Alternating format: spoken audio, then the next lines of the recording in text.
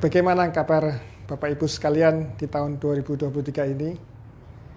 Bagi Bapak Ibu sekalian yang saat ini sedang mengelola klinik kesehatan atau mempunyai klinik kesehatan dimanapun Anda berada, tahun 2023 ini tahun yang sangat menantang buat Bapak Ibu sekalian.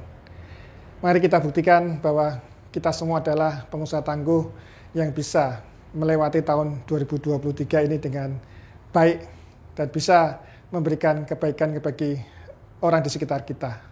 Saya ingin menyampaikan data pertumbuhan ekonomi Indonesia di tahun 2022. Kemarin baru rilis di BPS, Badan Pusat Statistik Indonesia. Kita ketahui tahun 2022 kemarin pertumbuhan ekonomi di angka 5,31%. Di dalam pertumbuhan ekonomi itu ada beberapa sektor, salah satunya sektor jasa kesehatan dan kegiatan sosial lainnya.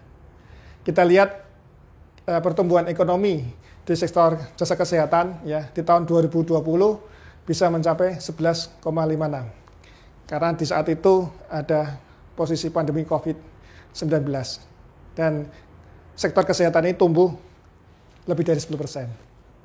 Di tahun 2021 terkoreksi sedikit di angka 10,46%, dan kita lihat kemarin laporan BPS, kita lihat di tahun 2022 ternyata sektor jasa kesehatan ini hanya tumbuh 2,74%. Kita lihat di sini bahwa dari tahun ke tahun jasa kesehatan terkoreksi pertumbuhannya, karena mau nggak mau kita lihat bahwa COVID kemarin berdampak positif signifikan dari industri kesehatan yang kita kelola. Tapi di tahun ini bagaimana Bapak Ibu menyikapi pertumbuhan ekonomi yang pelan?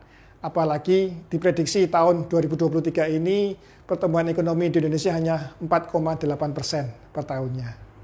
Saya Maulana Adrian, pengelola dari Mitra Klinik Indonesia, ingin berbagi bagaimana menghadapi tahun 2023 ini secara lebih bijaksana. Yang saya lakukan di tahun ini hanya 3 yang kita akan lakukan. Dan 3 hal ini yang membuat kita bisa bertahan dari krisis di tahun-tahun yang lalu. 1, bagaimana kita memarketingkan diri kita.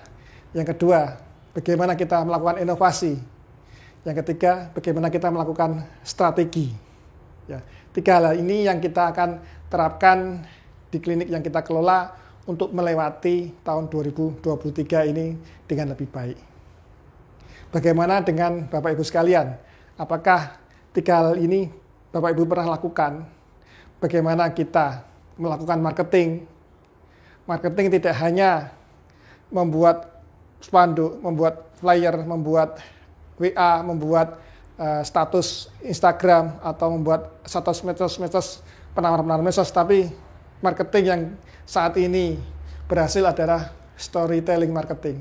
Bapak Ibu bisa belajar storytelling marketing bersama kami di sesi-sesi selanjutnya. Selain storytelling marketing, saat ini memang gencar-gencarnya marketing melewat media online ya. Media online memang salah satu media yang saat ini pertumbuhannya pesat sekali. Tapi tanpa storytelling marketing, media online tidak apa-apa, karena kita akan selalu melakukan perang harga dengan kompetitor kita. Yang kedua yang perlu kita lakukan adalah bagaimana melakukan strategi. Bagaimana strategi ini tidak hanya bagaimana kita melakukan marketing, bagaimana kita menghadapi pasien, tapi kita membuat strategi. Bagaimana kita melakukan analisa cash flow kita, keuangan kita agar kuat untuk menopang usaha yang kita kelola. Kita menempatkan orang-orang yang tepat di posisi yang tepat. Bagaimana mengelola orang mitra kerja kita, mitra kerja profesional yang notabene bisa lewat apresiasi yang kita berikan pada mereka. Jadi tahun 2023 ini sangat menantang buat kita semua untuk kita lewati. Dan terakhir, jangan lupa kita melakukan inovasi di setiap layanan produk atau jasa yang kita keluarkan di klinik kesehatan yang kita kelola.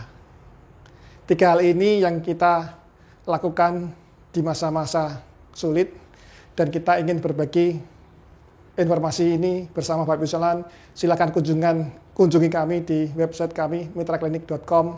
Bapak Ibu bisa membaca blog kami dan menyimak video-video kami bagaimana kita berbagi informasi tentang melewati krisis-krisis masa lalu dan mencoba untuk bertahan di krisis-krisis selanjutnya.